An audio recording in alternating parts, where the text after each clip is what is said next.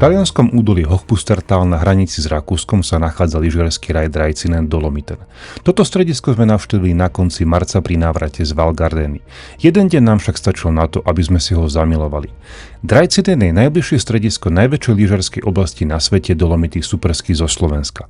Moderné lanovky vás tu vyvezú k 115 km upravených zjazdoviek rôznych obťažností, kde si prídu na svoje skúsení lyžiari, ale aj začiatočníci.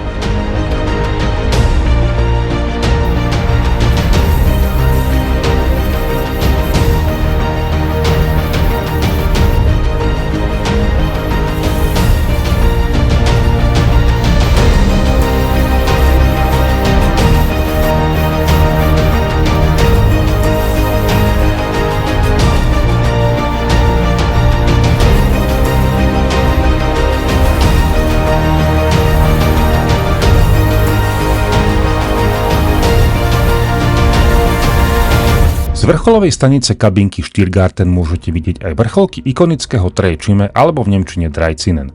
Aj napriek jarnému počasiu boli zjazdovky počas celého dňa v perfektnom stave a užili sme si na nich doslova každý oblúk.